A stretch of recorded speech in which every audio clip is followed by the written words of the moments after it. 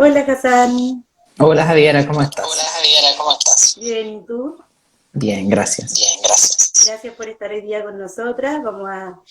Para quienes no se hayan conectado todavía o se están recién conectando, vamos a estar hoy día conversando con Hassan Akram. Hassan es profesor de Políticas Públicas de la Universidad Diego Portales, magíster y doctor en Economía de la Universidad de Cambridge, y ha estado ahí también participando con todo lo que está ocurriendo en cuanto al 10% del retiro de las AFP.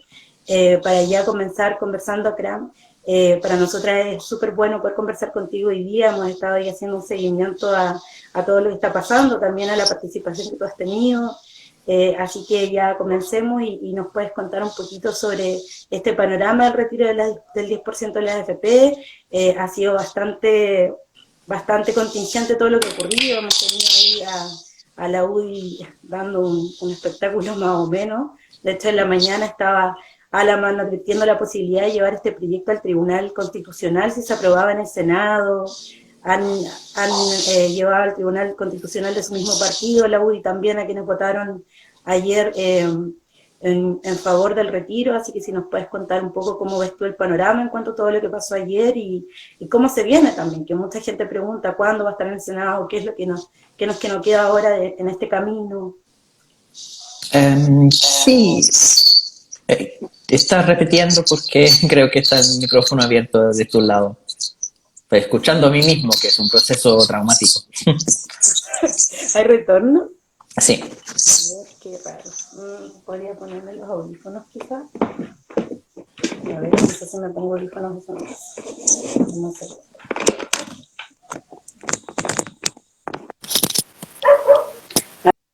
A ver ahora.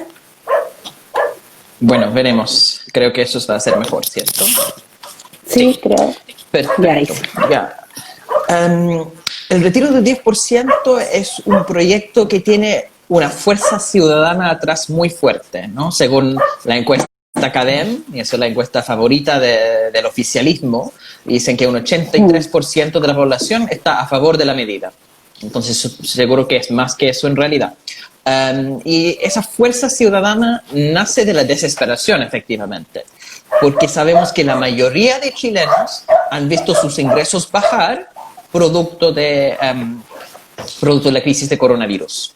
¿Ya? Si uno mira, la tasa de desempleo es engañosa, un 11%, pero eso es porque mucha gente no está en la fuerza laboral, que han perdido sus trabajos, pero además han dejado de buscar trabajo, entonces no aparecen en las cifras de desempleo. Claro. Pero si uno junta la cifra de desempleo con la cifra de personas que han salido de la fuerza laboral, estamos hablando de una tasa de desocupación real de alrededor de 30%. Y esos son los que han perdido sus pegas, efectivamente. Y hay que añadir a eso personas que están trabajando, pero que han visto sus ingresos bajar, como mencioné. Y eso es la mayoría de los chilenos. Entonces, frente a esa profunda crisis, porque al final la gente no puede salir de la casa porque tiene temor de contagiarse de COVID-19, pero al mismo tiempo no pueden quedar en casa porque no tienen ingresos, entonces no pueden pagar comida. Exactamente. Y frente a esa situación, el gobierno ha sido irresponsable y mezquino porque no ha dado respuestas, no ha dado ningún programa que podría entregarle recursos a esas personas que están haciendo cuarentena. Se ha hablado desde la oposición de la idea de una renta básica de emergencia. Eso cubriría un 80% de los hogares, que entonces cubriría la mayoría de personas que han visto sus ingresos bajar.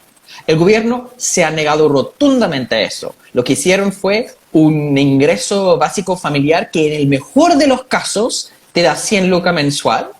Ya, en el mejor de los casos, pero hemos visto una agresiva focalización que implica que muy poca gente recibe eso, y además estamos hablando de solamente 32% de los hogares que reciben algo. Incluso estamos hablando de 20 lucas para cuatro personas, y eso, incluso lo mínimo, lo reciben solamente 32% de los hogares. Entonces tenemos un problema profundo en términos de una crisis económica, una crisis doméstica, una crisis de las familias chilenas, donde las ayudas del gobierno son de todo insuficientes.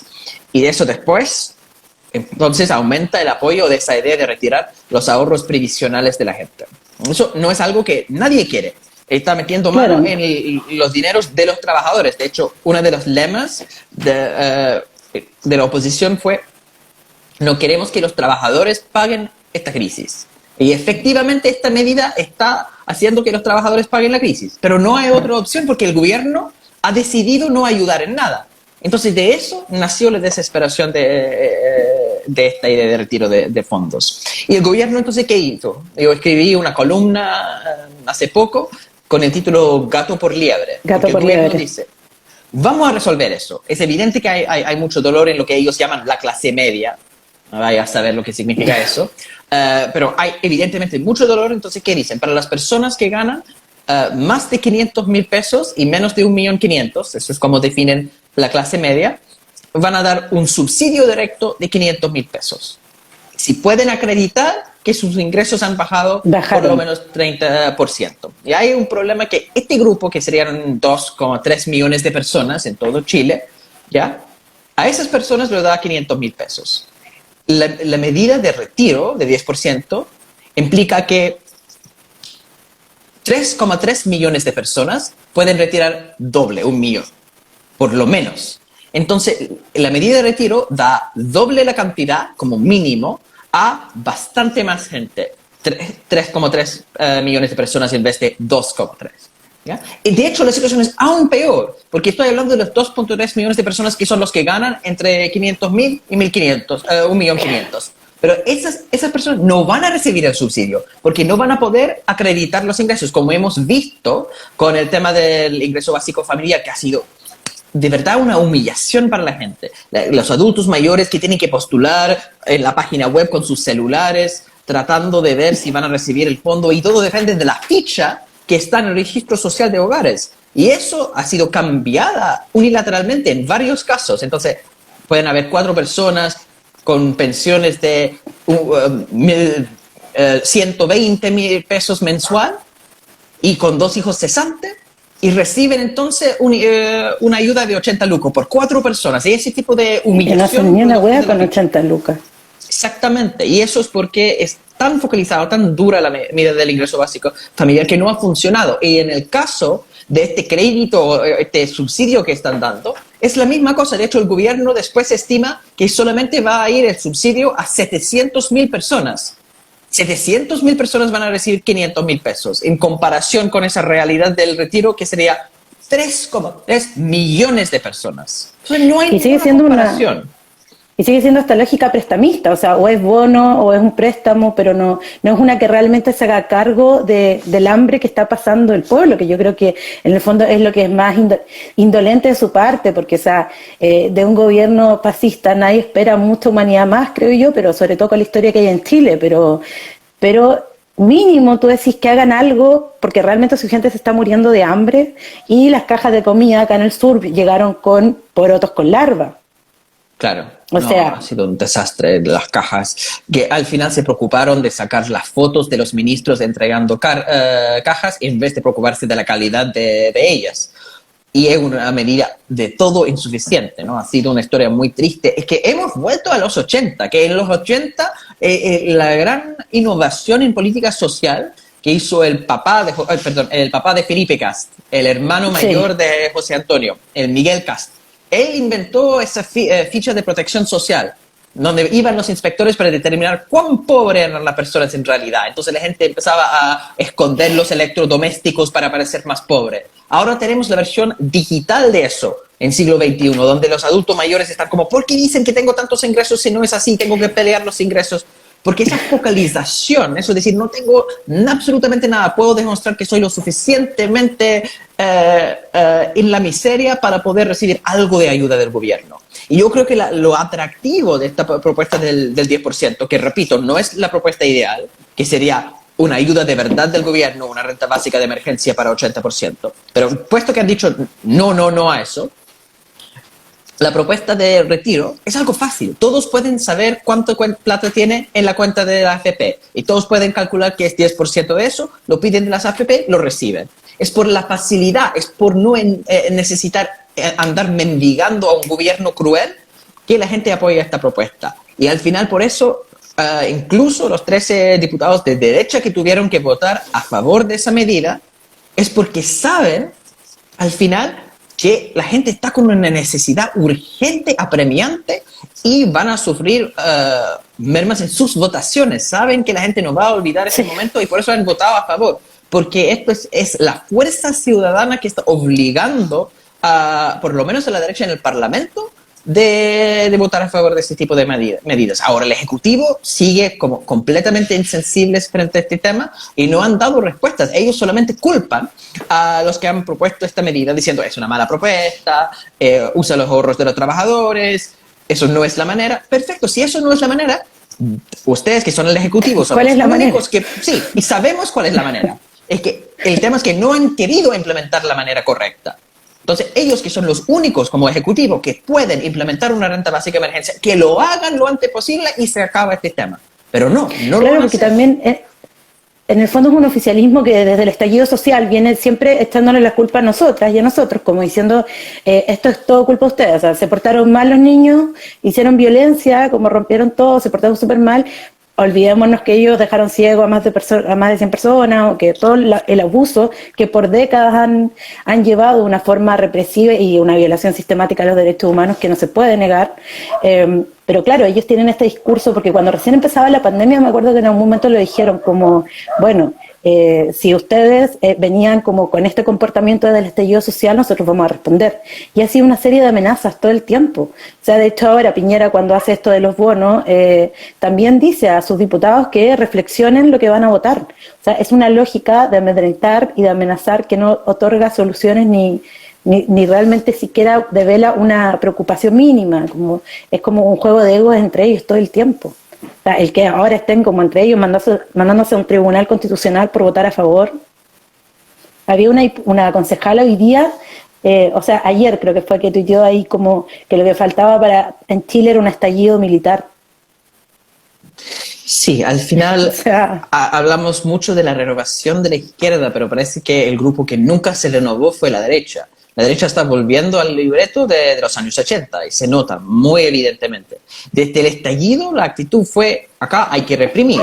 Y salieron con toda la fuerza, como desde el primer día que enfrentaron estas cosas, se quedaron con nadie lo vio venir. Qué impresionante cuando habían tantas personas, por lo menos desde el mundo académico, es que donde yo trabajo, diciendo Chile es el país o más desigual del mundo o entre los más desiguales del mundo. Acá hay muchas razones para un tremendo malestar y las encuestas son muy claras. Las personas tienen mucha rabia porque las pensiones son miserables, porque los salarios son miserables, porque la educación, la vivienda, la salud, todo es tan caro. Entonces, no hay que ser genio para entender por qué hay esa rabia. No es por como decía algunos como expertos vinculados con los empresarios, es por las pulsiones emocionales de los adolescentes. No, es porque le cuesta llegar a fin de mes a la familia, porque todo es tan caro en comparación con lo que ganan.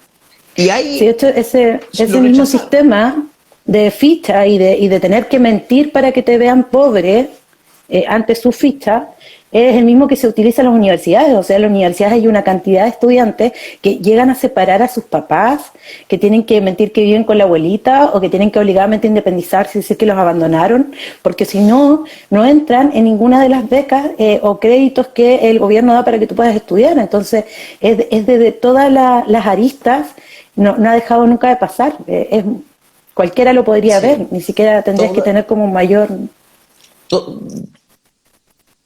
Toda la lógica de la focalización, que es muy propia de la transición democrática chilena. Desde los años 90, Chile ha tenido desde los años 80 en realidad, Chile ha tenido esta lógica de política social donde tienen pocos recursos y focalizan esos recursos supuestamente en los más pobres. Y de esa forma entra lo que tú describes de la humillación, de tratar de mostrar que uno es más pobre que el otro para poder conseguir algún tipo de ayuda. Pero la lógica de la focalización tiene un problema aún mayor, que es incluso después de esa pequeña humillación, uno entra para recibir ayuda, la ayuda es siempre de mala calidad. Porque cuando uno tiene dos sistemas, uno que es privado y es para los más ricos, y uno que es público y es solamente para los pobres, el servicio público siempre va a ser inferior, porque va a recibir los rezagos, los recursos mínimos, mientras que todos los ricos sacan, mientras puedan, los recursos para tener la mejor calidad de servicio. La salud es un buen ejemplo de eso. La gente dice, no, que si uno trata por FENASA es de pésima calidad, tengo que esperar tanto, el sistema privado es tan bueno. No es una sorpresa que el sistema privado de salud es bueno, porque ellos tienen una minoría de las pacientes y una mayoría de las horas médicas. Obviamente en esa situación van a tener excelentes servicios, mientras que la mayoría de las horas médicas están en el sistema privado, una minoría de las horas médicas están en el sistema público, donde está la mayor parte de los pacientes. Y eso porque ellos no tienen recursos, porque los recursos que deben ir para allá, en los impuestos y las cotizaciones del 7% que pagan todos los trabajadores, se sacan los 7% que valen más. Los más ricos sacan sus recursos del sistema público y por ende es de mala calidad porque no tienen plata.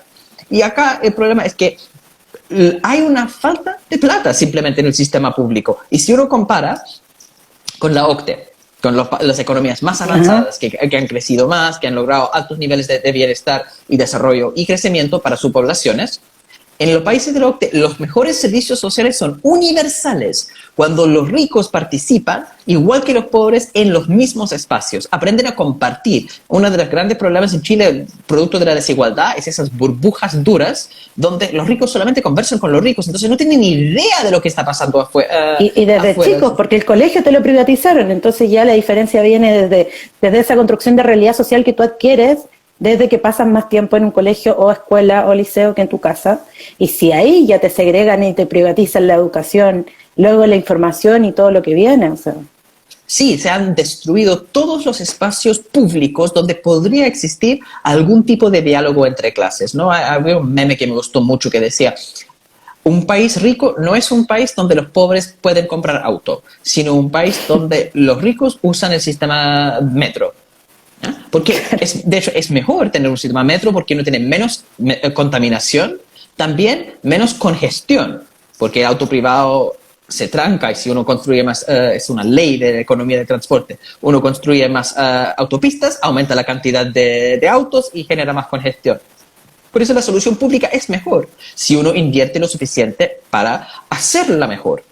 No lo hacen acá, focalizan y con esa focalización tienen mala calidad de servicios y también humillaciones constantes. Y frente a toda esa humillación y la desesperación de un gobierno que simplemente no cambia de posición, que insiste en más de un modelo que ha sido ampliamente rechazado. Y la respuesta es una respuesta entonces militar de parte de la derecha. ¿Qué hacemos? Mandamos a los carabineros para reprimir manifestaciones, para disparar bombas lacrimógenas. Cuando eso no funciona, mandaron el ejército. Y el ejército sabe que el contexto legal es distinto ahora. No vivimos en los años 80. Ahora están todas las cámaras en los celulares y además tenemos un sistema muy globalizado donde los ojos del mundo estaban encima de Chile. De hecho, el titular, en Chile, la policía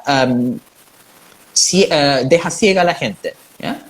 Ese titular fue en la primera portada del New York Times un mes después del estallido. En los 80 tomó tantos años la campaña de derechos humanos para visibilizar en el mundo que en Chile estaban violando derechos humanos. Acá sí, fue al tiro. Y eso el bando número 4 cerró los medios de comunicación como el tercer día de dictadura. O sea, la prensa popular costó un montón que pudiera comenzar a tirar información para afuera, pero arriesgando su vida, o sea, Análisis, Apps y las revistas que pudieron un poco denunciar lo que estaba ocurriendo, claro, entonces esa es la diferencia, o sea, ahora ya el teléfono graba y filo si me alcanzó a pasar algo, pero el registro quedó, y tenemos registros terribles como el de Fabiola Campillay, no, o sea, los registros están. Y entonces va a llegar justicia por eso. No sé si va a llegar justicia en Chile, pero afuera sí. Porque el sistema judicial internacional de protección de derechos humanos es mucho más fuerte hoy en día que en los 80s y los militares sabían. De hecho, tenemos esta cantidad de gente que dejaron ciegos, tenemos 20 y tantos muertos por eso, pero podrían haber sido mucho más la cantidad de muertos. Y no fue porque los militares tenían miedo y porque sabían que iba a generar problemas jurídicos a nivel internacional. Y por eso al final, después de el primer toque de queda y después de haber mandado a los militares a la calle, decidieron no hacerlo una segunda vez porque los militares sabían que no tenían atribuciones, porque iban a recibir entonces toda la culpa a ellos y no estaban dispuestos a ser fusibles para Piñera. Y Piñera tampoco quería tomar la culpa de eso. Entonces están como cojos, no pueden usar la violencia política que ocupaban antes, porque los tiempos son distintos, porque tenemos comunicaciones como digitales mucho más fuertes, porque el contexto internacional tiene mucho más vigilancia, no estamos guerra fría, pero también en este contexto la vieja política de los 80, porque eso es de focalización, de servicios sociales muy pobres, la gente no acepta eso. La fuerza ciudadana, eso 83% de personas que quieren retirar su fondo porque están cansados de las humillaciones del gobierno. Eso al final es lo que ha abierto todo este debate. Han estado con reforma de pensiones en el Congreso desde hace años y hablan de eso. De hecho, la propuesta del gobierno para arreglar el sistema de pensiones, porque de verdad no funciona, eso lo reconoce todo el mundo, incluso el ministro de Hacienda actual, Ignacio Briones, dijo, no, tenemos una crisis en pensiones, lo tenemos que resolver. Pero ojo, el lugar para resolverlo no es acá donde estamos hablando de la emergencia de pandemia, sino es la reforma que nosotros hemos propuesto de forma responsable, con todo. Y esa propuesta de que habla él es una propuesta que aumenta la capitalización individual. La gente no dice no más AFP y el gobierno responde, bueno, vamos a dar más AFP. Absurdo. Y ahora con esta presión ciudadana que va para cambiar esta lógica, el gobierno tuvo que ceder. Y lo que pasó fue efectivamente eso. Que diputados de derecha terminaron votando a favor de eso porque la situación es tan desesperada y la gente está tan cansada de esta situación que están ahora votando y eso ya es la... Y destaparon todo su lado más mafioso, que sabíamos que lo tenían, pero que ha sido un show más o menos verlo como amenazándose entre ellos, o sea, Moreira teniendo que en estado enfermo votar desde su casa, porque ya el hostigamiento seguro no dio más, o sea, un matonaje terrible y grosero, esto que te decía de Alamán diciendo que si se aprobaba se iba a ir a un tribunal constitucional, o sea, ya tirando todos los dardos que pueden tirar a ver si alguien lo agarra y se asusta y no, pero claro, finalmente Chile justo está ya antes de esta pandemia, después de muchas olas de movimientos sociales como AFP, como el movimiento feminista, como los pingüinos, o sea, después de tanto tiempo, con tanta rabia, ya es como, digan lo que quieran, ya no da más. Pero, Hassan, a mí me gustaría preguntarte dos cosas. Primero, como qué viene ahora en este proceso, que es lo que mucha gente se pregunta, porque ahí siempre hay como dudas. Y segundo, algo que también se ha hablado mucho es como que esta plata no está. Que esta plata está en acciones, o que dónde está. ¿Cómo si nos puedes contar de eso? ¿Qué pasa ahora? Es que pasó el trámite en la Cámara de Diputados, ¿ya? Y pasó también la barrera, el quórum de 3/5, y ahora pasa al Senado. Y en el Senado va a abrir otra vez el mismo debate, van a proponer cambios al proyecto y se hace todo una vez más. Entonces, eso es solamente el primer paso para conseguir esta cosa. Además que se votaron a favor del retiro de fondos, pero votaron en contra del fondo colectivo, que era lo más importante. De hecho, el primer artículo, lo de retiro de fondos, enfrenta una situación de emergencia en este momento, pero era el fondo colectivo que iba a resolver el problema para el futuro. Entonces han votado de forma muy irresponsable. Los diputados de derecha que votaron a favor de retirar los fondos, pero después votaron en contra del fondo colectivo, lo que efectivamente están haciendo es algo súper populista. Es decir, vamos a resolver el problema de corto plazo sin preocuparnos del largo plazo. Eso es de verdad muy preocupante desde el punto de vista técnico. Pero igual en el Senado, cuando reabre el debate, ahí van a reponer esta idea, vamos a ver si se puede establecer. Importante también que, técnicamente el presidente puede tratar de vetar una reforma constitucional, el Tribunal Constitucional puede declarar inconstitucional una reforma constitucional, es que es absurdo, ¿no? Pero el tema ahí es que el Tribunal Constitucional no es un tribunal de justicia, no responde porque no son jueces ahí, son ministros asignados por partidos políticos. Sabemos la afiliación política de todas estas personas, entonces lo que va a producir ahí es un voto político, donde la derecha, a pesar de que en términos jurídicos estrictos es una aberración declarar una reforma constitucional inconstitucional. Pero si lo llevan al Tribunal Constitucional declarando eso, es una posibilidad, ahí pueden jugar con la triquiñuela. Ahora, el gobierno ha dicho que no lo van a hacer porque saben que la legitimidad del Tribunal Constitucional está en el suelo. Entonces, las opciones que les queda es, primero, tratar de bloquear el tema en el Senado. Y el Senado es más conservador que la Cámara. Hay una posibilidad ahí que eso pasa. Habrá que ver. Y después el veto presidencial. Entonces todavía es difícil porque el sistema chileno, que sale de la jerárquico, pero está diseñado de esa manera. La idea, y eso lo dijo Jaime Guzmán, que fue la persona que llevó la voz cantante en la Comisión Ortuza, que dictó la Constitución de 80, que la idea es que la oposición puede gobernar, pero tendrán que hacer lo mismo que nosotros, o sea, la dictadura cívico-militar. Y ha sido así. Es imposible, usando la estructura del Estado actualmente constituido, cambiar las cosas, porque todo está bloqueado. Es muy difícil en ese sentido. Entonces habría que volver al Senado a ver si se puede. Pero la lucha continua. Y el variable clave, lo que determina todo esto, no es que fueron, porque yo fui al Congreso no para dar los argumentos a favor del fondo colectivo, pero esos son los mismos argumentos que han dado miles de personas en las universidades y en espacios técnicos. Eso importa nada. La única razón por la cual eso se ganó es por la fuerza ciudadana detrás. Lo que abrió el tema constituyente, yo llevo años, yo trabajo en el tema de políticas públicas, entonces yo llevo años enseñando a estudiantes acerca de lo terrible que es la Constitución de 80, pero ¿qué importa eso? La única razón por la cual pudimos avanzar con este debate es porque había el estallido, porque había fuerza detrás empujando para hacer esos cambios, y es la misma razón por la cual estamos abriendo el tema de pensiones. Hablaban y hablaban de ese tema en el Congreso y el gobierno: vamos a aumentar la capitalización individual, vamos a aumentar la cantidad de plata que va en esas cuentas. ¿Qué cambia? La fuerza de los ciudadanos detrás, la fuerza de las protestas. Y eso sí abre las posibilidades. Entonces, ahí es la parte donde cuando uno pregunta qué va a pasar después, todo depende de la capacidad de los ciudadanos de demostrar su rabia y empujar a los políticos a cambiar. Y la otra pregunta acerca de la plata, eso sí es una especie de mito. Hay que explicar una cosa, porque hay una confusión. La gente dice, la plata no está ahí. La gente asume que la plata está guardado bajo un colchón en un banco, por ejemplo. Oros, Sí, lingotes. sí, eso no existe. Si uno imagina todo el dinero que existe en el mundo, ¿ya? Solo que los economistas lo llamamos la masa monetaria. Eso es todo el dinero en el mundo. La mayor parte de la masa monetaria no está en efectivo.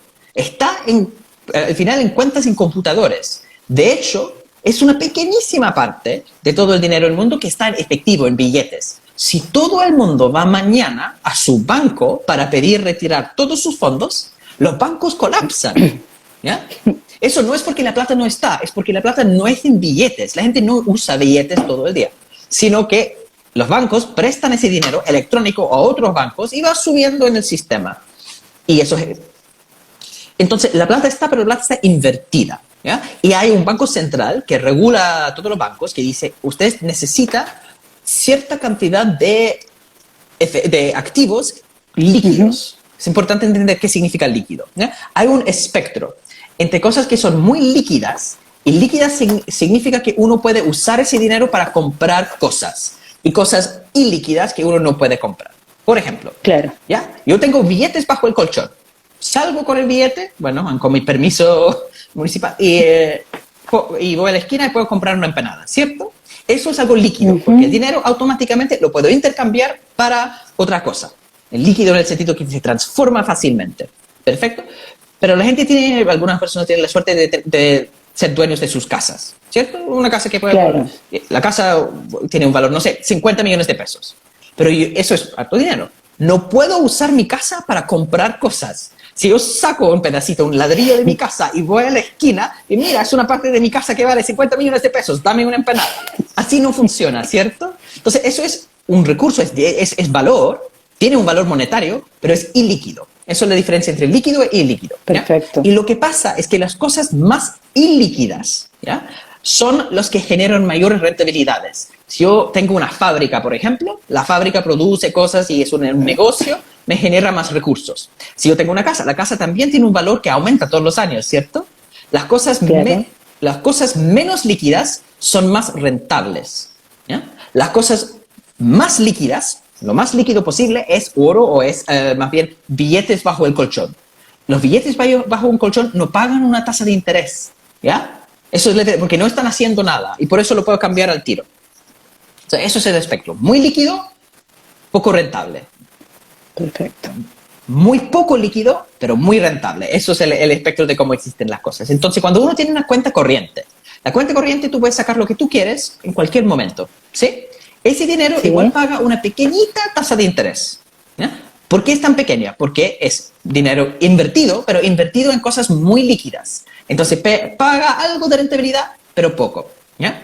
Pero cuando uno tiene un fondo mutuo es casi la misma cosa que una cuenta corriente, excepto que uno solamente puede retirar una cantidad fija de veces en el año. ¿Ya? No puedes retirar cuando quieres. ¿Por qué no? Porque el dinero de un fondo mutuo está invertido en cosas que son menos líquidas, pero por ende más rentable, por eso paga más que una cuenta corriente, pero uno puede retirar menos. ¿No? ¿Me entiende entonces? Sí. Ya, las Perfecto. AFP son una cuenta donde está invertida la plata en las cosas más rentables posibles, ¿ya? Bueno, pero que son las cosas menos líquidas posibles. ¿Ya? Entonces están, por ejemplo, en acciones. Entonces las acciones, Claro. yo no puedo ir con una acción que dice que yo soy dueño de un pequeñito parte de Cencosud. Yo no puedo ir otra vez con la esquina y decir, yo soy parte de Cencosud, dame una empanada. No.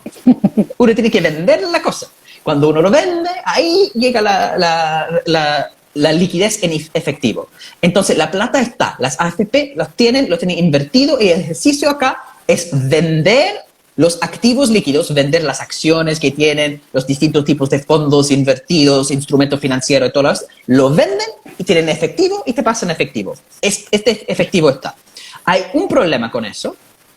¿Qué pasa? Que uno vende todas las cosas al mismo tiempo. ¿Ya? Si tú vas a una feria, ¿ya? Y llega el camión de tomate, ¿ya? Un tremendo camión. ¿Qué pasa con el precio de tomate cuando llega el camión? Baja. Porque ahora hay mucho... Claro. Cuando uno va súper temprano a la feria, así empiezan a saber en cuánto está la palta, cuánto está el tomate hoy día. Uno sabe porque llega Más barato. mucho. Más barato cuando hay más. ¿Ya? Si yo llego y digo, yo voy a vender, porque en el retiro de 10%, voy a vender 10% de... Entonces, de todo lo que de todas las casas, dijo Evelyn Matei en la tele. O yo vendo 10% de todo lo que tengo, bajan los precios. ¿Ya? Entonces dicen, no, la plata está, pero si lo liquidan, va a desplomar las acciones, va a bajar el valor de todos los fondos. Entonces la cuestión colapsa. ¿Ya? Entonces eso es el miedo que existe. El problema ahí de esa idea es que primero, 43% de todos los activos de los AFP están en el extranjero, ¿ya? En el mundo. ¿Ya? Entonces, la feria del mundo es muy, muy grande, digamos. La feria del mundo es muy grande y la camioneta chilena con tomate es chiquitita. Entonces, uno vende una camioneta chilena chiquitito con tomate, no va a afectar el precio mundial. Pueden vender los activos que están en el extranjero, ¿ya? Y eso no tiene un efecto en los precios. ¿Ya? Mientras que en el caso de las cosas que están en Chile sí podrían tener un efecto. Pero hay un punto ahí que también se olvida, que es muy importante. Existen los multifondos, ¿cierto? A, B, C, Sí. D, E. ¿Ya? Todos los meses la gente puede cambiar de multifondo, ¿cierto? ¿Y cómo se cambia de un multifondo a otro? Si yo digo, yo quiero sacar mis fondos del fondo A y los quiero poner en fondo E, que es el más seguro. Tengo que, el AFP recibe esa información, tiene que vender todo lo que está en sus activos en fondo A y cambiarlos a fondo E. Entonces hacen la misma cosa, hacen una liquidación. ¿Ya? ¿Me entienden? Y ese proceso, esa liquidación que hacen, en el mes de mayo de este año, ¿ya? Hubo cambios a multifondos por un valor de 8% del total. Y de hecho, si uno calcula, eso es más o menos lo que van a poder sacar con esta ley. Lo han hecho antes, entonces dicen, la plata no está, que no vamos a poder eso. Lo han hecho en mayo.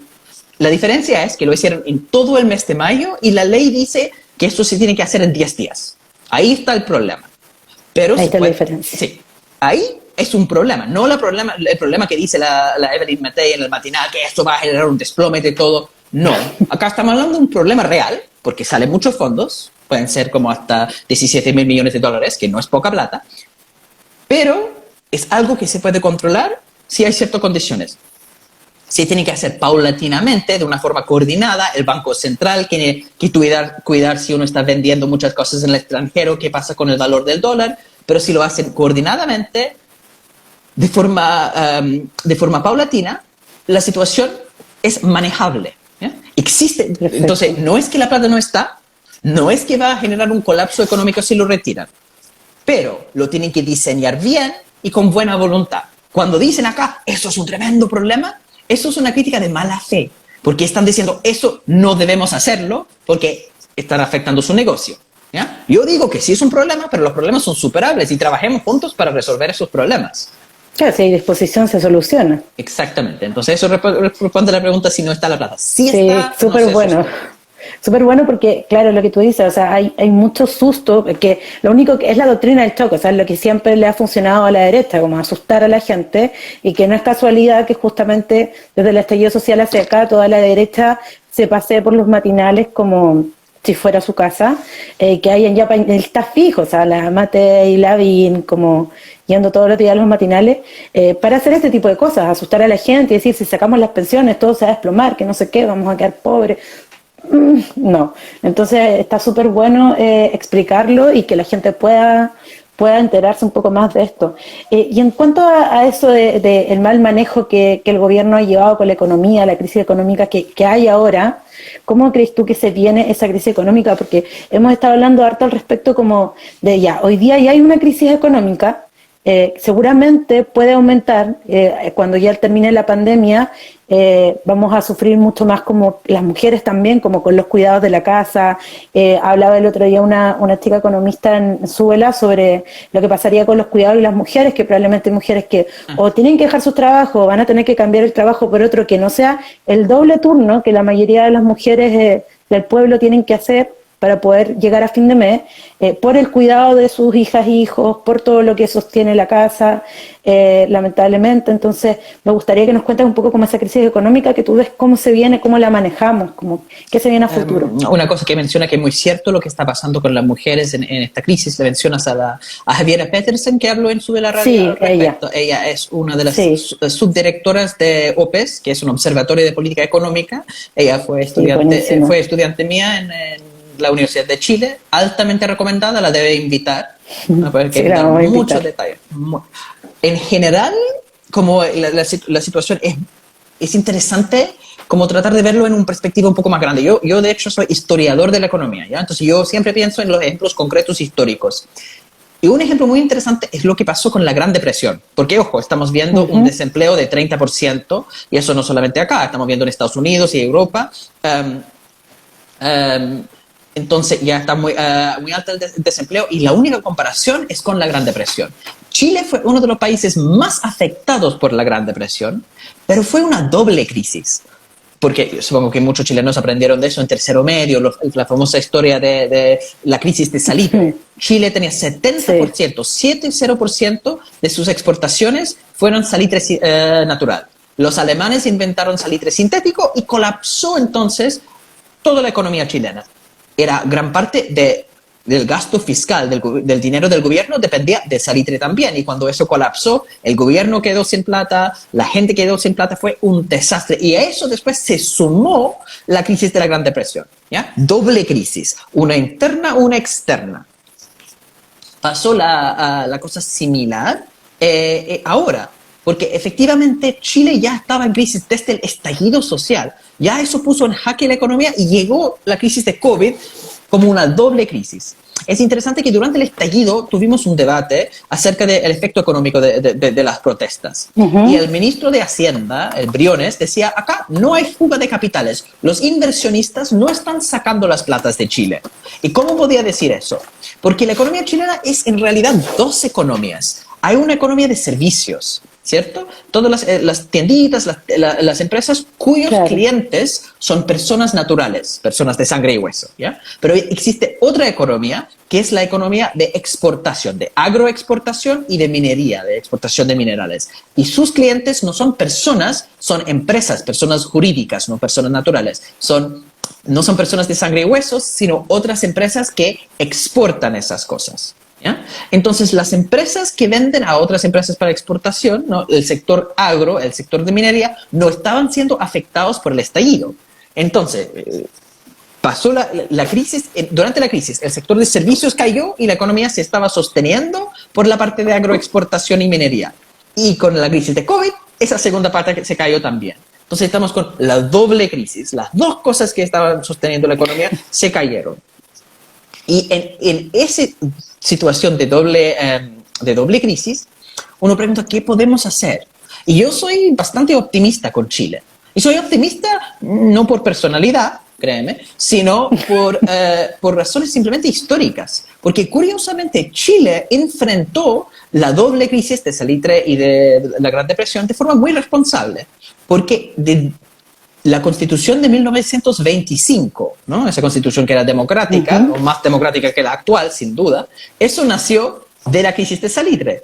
La gente, enfrentando una tremenda crisis económica, decidieron que la solución era cambiar la Constitución, primera cosa. Después se generó un nuevo sistema político, el famoso estado de compromiso, con acuerdos entre los políticos, para cambiar el modelo económico, para poner el Estado a cargo de la economía y para hacer más crecimiento, una serie de cosas. Entonces, Chile, enfrentando una doble crisis, hizo un cambio constitucional, para cambiar la naturaleza política del Estado, y con eso cambiaron la economía en su modelo económico. Eso fue un tremendo éxito, y Chile por muchos años crecía bien y los salarios de las personas empezaron a aumentar, producto de la forma madura que Chile enfrentó la crisis. Entonces yo veo esta doble crisis del estallido, la rabia, el malestar de la gente por tener o la desigualdad más alta del mundo o entre las más altas del mundo, y al mismo tiempo, y después más bien, la crisis de COVID, y estamos con la posibilidad de una nueva constitución, y con una nueva constitución, entonces un nuevo Estado que no es subsidiario, no es focalizado, sino que genera derechos sociales universales, financiados responsablemente, porque tenemos un Estado que disciplina a los empresarios y los obliga a subir el nivel tecnológico y económico del país. Entonces, en ese sentido, creo que hay posibilidades, y lo fuerte y lo interesante de lo que está pasando ahora es que los ciudadanos están empujando todavía para esos cambios. Y por eso hay razones para ser optimistas.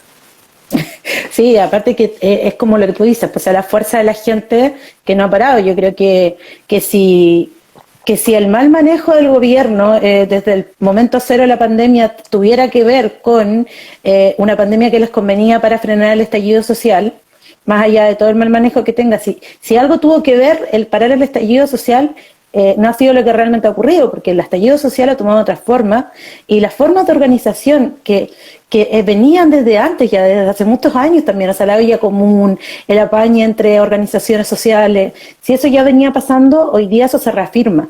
Entonces yo creo que ahí pasan dos cosas, o sea, una es cómo la pandemia viene a revelar todo esto que hace rato estaba escondido bajo el tapete para alguna gente, que era la pobreza que había, la desigualdad, o sea, la cantidad de campamentos que hay en Chile y de pobreza que es una pobreza, un sistema que, o sea, una pobreza estructural que de hecho también hace esto, como de tener a los campamentos en zonas geográficas donde ojalá no sean como tan vistas para no afectar el turismo, para no afectar el comercio, pero Chile es desigual y es pobre hace años y ya no lo podían ocultar más, y eso mismo hace que este estallido venga ahora como a tomar otra forma, o sea, a tener más organización social, a no callar, a seguir latente, a hacerse parte más de las discusiones, y que también, por ejemplo, anoche se notó mucho el movimiento, o sea, acá en el sur hubo harta manifestación, y en Valdivia hubo un montón de represión también, porque van de la mano, lamentablemente, y en Santiago me parece que también estuvo bien movida la cosa en cuanto a la movilización social,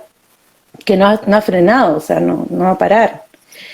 Hassan, aquí había gente preguntando. Yo lo primero que te quiero preguntar es sobre la situación, porque claro, en Chile hay muchos trabajadores informales.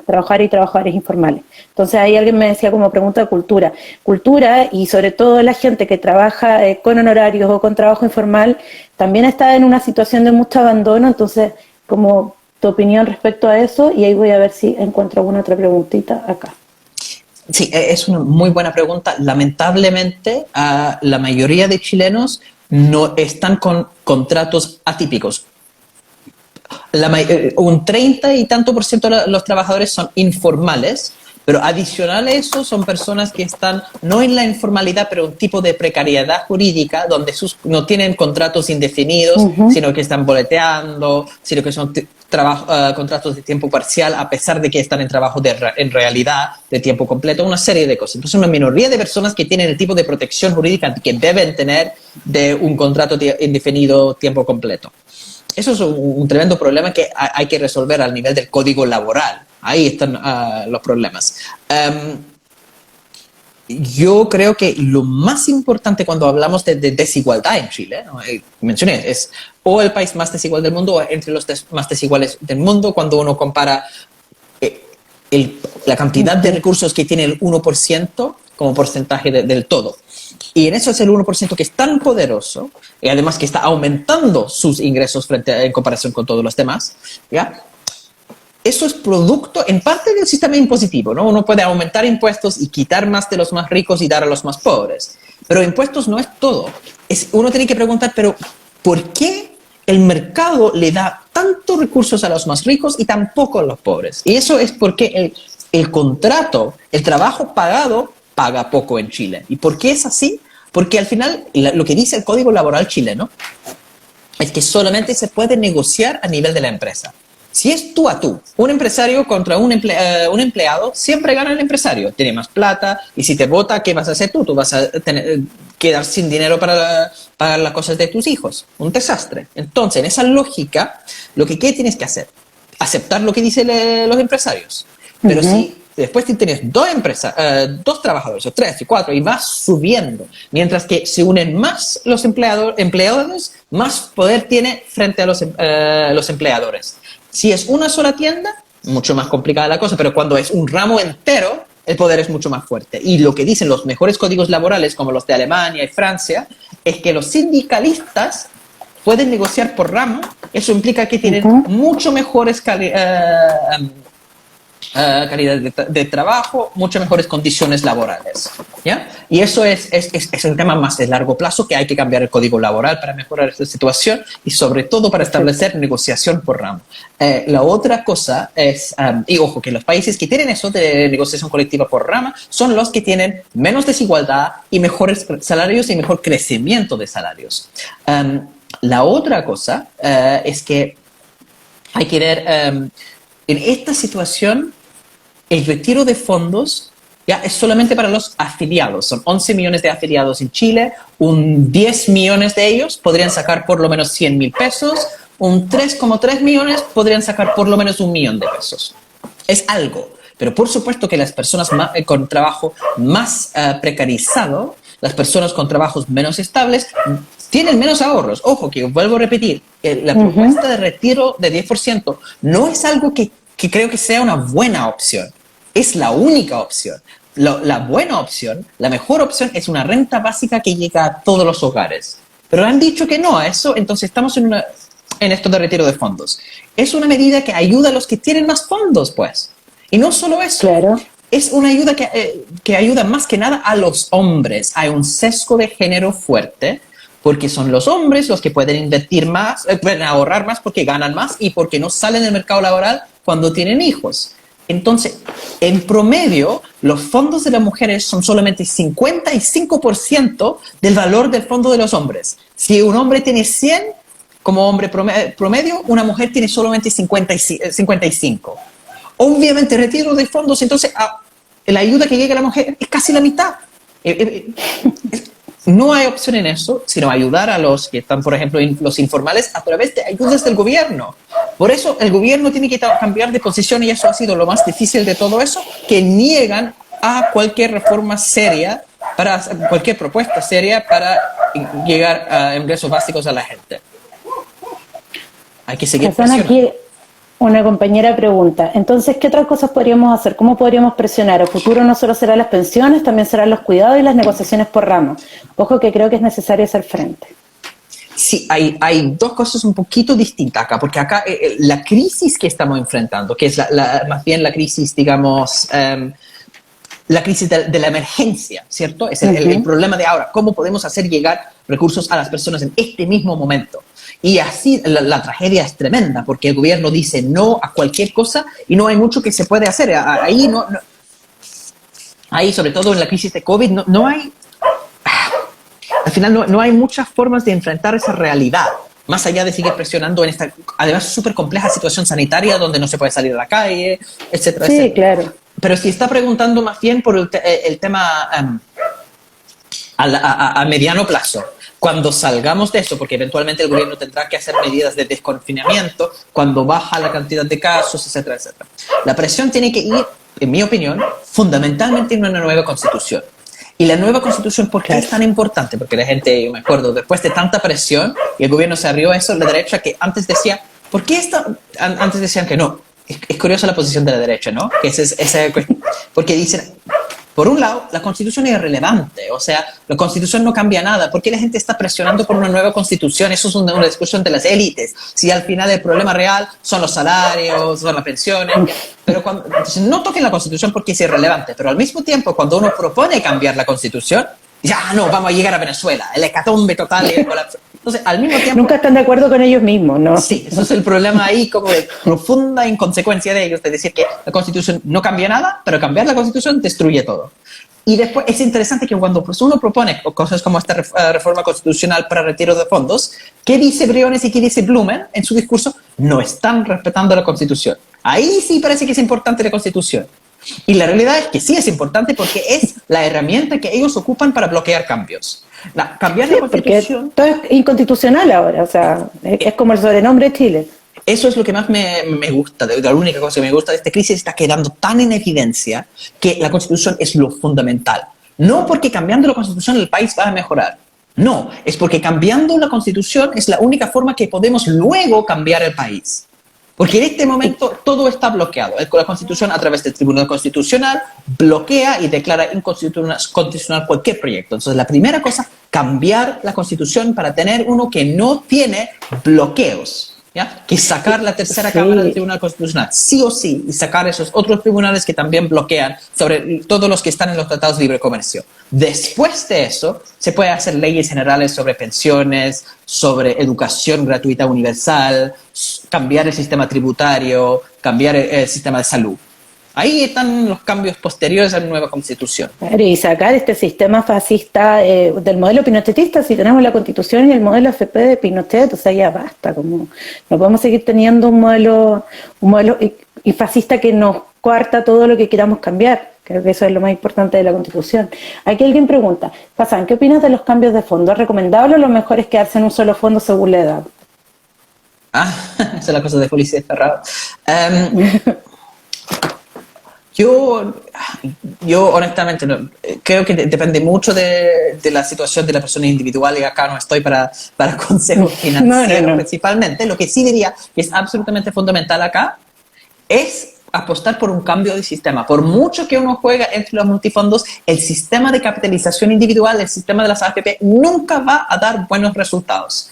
Porque al final, si uno tiene pocos ahorros, en algún momento uno va a tener un problema de desempleo o una crisis familiar o algún tipo de tema que va a bajar los ingresos. ¿Ya? Y con esa bajada de ingresos y dificulta la posibilidad de cotizar. Y cuando uno no está cotizando, bajan los ahorros, baja la pensión a futuro. Hay que terminar con esa lógica. Hay que sacar las pensiones del dominio de las AFP. Y eso es la única cosa que en realidad conviene en ese sistema. ¿Ya? Yo, si quieren saber, yo no he cambiado, yo tengo los fondos, el fondo C, porque honestamente los cambios van a ser menores, ¿no? Es mucho esfuerzo andar como cambiando de distintos fondos. Yo estoy poniendo toda mi energía en que se acabe ese sistema, que yo no tengo que cambiemos el sistema. Sí. Sí, todo el rato. Y a mí me gustaría saber, ¿cómo ves tú así una proyección desde tu mirada? ¿Cuánto podríamos tener como a un plazo de cambiar este sistema de FP? Eso va a venir después de un cambio constitucional. ¿Cómo podemos apostar por un nuevo sistema de pensiones? Yo soy optimista en este sentido, que creo que la nueva constitución tiene que ocurrir en los próximos 4 años, efectivamente, porque ya está la presión. Hay un plebiscito, por el COVID lo hemos tenido que congelar, pero va a ocurrir sí o sí, la constitución se tendrá que cambiar. En la Constitución no va el sistema de pensiones, en la Constitución no va el sistema de salud. Una cosa que me preocupa un poco es que la gente imagina que la Constitución dice Chile es un país neoliberal con un Estado subsidiario. Y entonces lo que tiene que hacer es sacar eso, y decir Chile es un país de derechos sociales. Eso no va a cambiar nada. El mundo está lleno de constituciones que declaran todos los derechos para los trabajadores y los trabajadores viven privados de esos mismos derechos. No es real. Entonces la idea de cambiar la Constitución no es poner más derechos ni más sistemas dentro de la Constitución, es quitar cosas. Entonces, primero, en los próximos 5 años, se elimina el Tribunal Constitucional, se elimina estos tribunales de arbitraje de los tratados de libre comercio. Después de eso, renglón seguido, cuando uno Y además se crea un sistema, no sé, o semipresidencialista o parlamentario, donde hay más acción de parte más posibilidades, perdón, de los electores, de los votantes, de cambiar el gobierno. Un referéndum revocatorio resolvería el problema de un presidente como Piñera. Perdería sin duda. No tenemos esa posibilidad. Más posibilidad de lo que se llama la iniciativa popular de ley, cuando la gente firma una petición y con eso el legislativo, el Congreso está obligado a votar una ley, debatir una ley por lo menos, más plebiscitos, más sistemas electorales que dan más posibilidad de expresar la voluntad ciudadana. ¿Ya? Y con eso uno tiene un gobierno que responde a las preferencias de las personas, en vez de la preferencia solamente del poder empresarial. Después uno manda leyes. Y yo diría que personalmente soy economista, yo creo que lo más importante es cambiar el sistema tributario, porque los impuestos son la base de financiar todo lo demás. ¿Ya? Entonces uno tiene que aumentar. Chile, uno compara con los países de la OCDE, Chile tiene muy bajos niveles de impuestos. Hay que subir los impuestos para los más ricos, eso es urgente. Y eso forma uno tiene más recursos para después mejorar las otras cosas. En el sistema de una ley de pensiones, sí o sí necesario, donde ese 10% que en este momento va todos los meses, ¿qué tipo a las AFP? Eso tiene que cambiar. Las cuentas individuales están y van a quedar, eso es propiedad de los trabajadores. Pero de este 10% que todos los meses van a las AFP, ahora tiene que ir a un fondo colectivo. Eso es el cambio. En este momento estamos diciendo hay que crear un fondo colectivo con cotización del empleador y del Estado. Pero eventualmente el 10% que ahora va a las AFP se tiene que poner también en el fondo colectivo. ¿Ya? Eso es el cambio fundamental y eso se va a debatir ahora la reforma de pensiones, pero eso es como la ley después de la reforma tributaria. Tributaria, pensiones, después va el tema de salud, que hay que tener un fondo único. Eso, todo este tipo de cosas se abre cuando uno tiene una nueva constitución. Hassan, nos quedan 10 segundos, se va a cortar el tiempo que nos dio Instagram. Muchas gracias por estar hoy, muchas gracias por darnos tu tiempo y ojalá volvamos a hablar pronto.